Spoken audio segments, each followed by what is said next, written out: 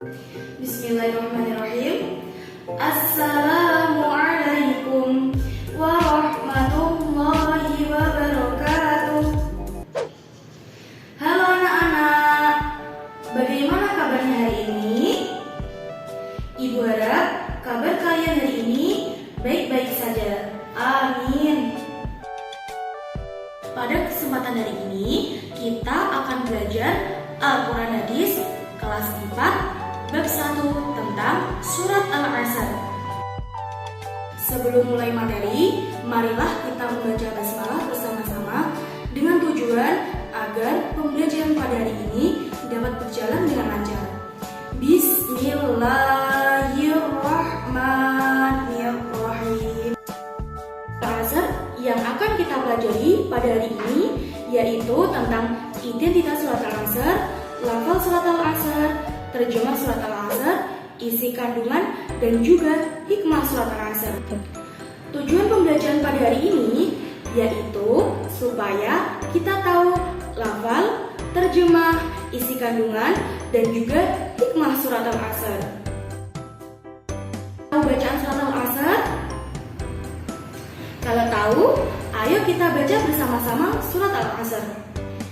Bismillahirrahmanirrahim. Wal asr innal insana lafi khusr illal ladzina amanu wa amilus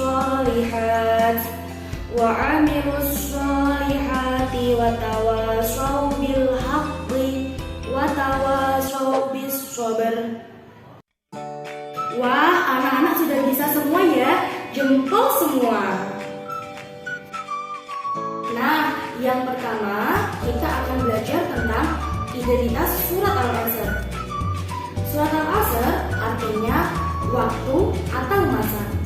Menurut Syekh Muhammad Abduh, asbabun nuzul surat Al-Asr ini adalah berkaitan dengan kebiasaan masyarakat Arab yang apabila sehari-hari duduk bercakap-cakap membicarakan tentang berbagai hal dalam kehidupan sehari-hari.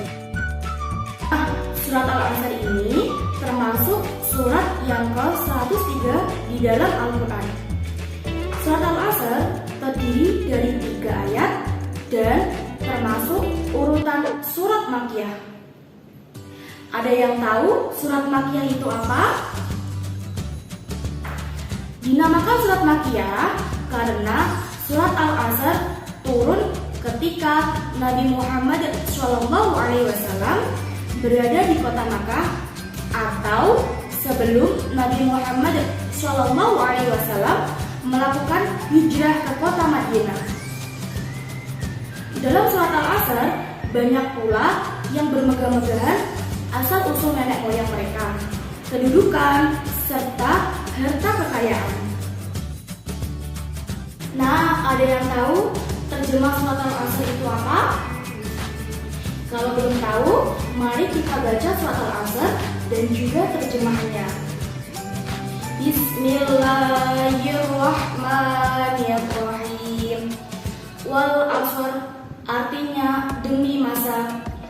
Kedua, innal insana lafi khusr artinya sesungguhnya manusia itu benar-benar dalam kerugian.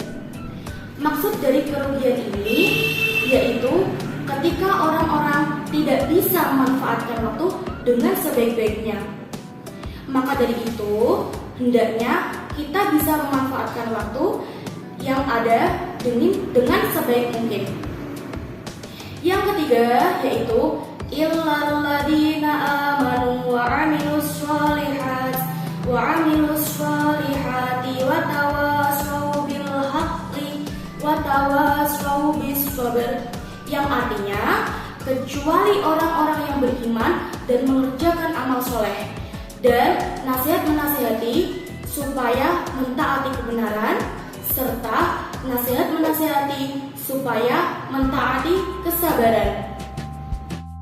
Nah, sampai sini sudah tahu kan lafal dan juga terjemah surat Al-Asr? Kalau belum tahu dan belum paham, mari kita simak mufradat surat Al-Asr. Yang pertama yaitu wal asr, artinya demi masa. Yang kedua, inna, artinya sesungguhnya. Yang ketiga yaitu insan, artinya manusia. Yang keempat yaitu husrin, artinya kerugian. Yang kelima, amanu, artinya orang-orang yang beriman. Yang keenam yaitu amilu, artinya mengerjakan. Yang ketujuh, sholihat, artinya amal sholih. Yang kedelapan, watawasau, artinya nasihat menasihati. Yang kesembilan, al-haq, artinya kebenaran. Dan yang ke-10 atau yang terakhir yaitu biswabari, artinya dengan sabar. Sampai sini sudah paham kan lafaz dan arti surat Al-Asr? Sudah tahu juga kan mufradat surat Al-Asr? Kalau sudah tahu, supaya kita lebih tahu, mari kita bernyanyi bersama-sama tentang mufradat surat Al-Asr. 1, 2, 3. Wal asr, demi masa, inna sesungguhnya al-insan manusia, husrin kerugian, amanu orang yang beriman, amilu mengerjakan,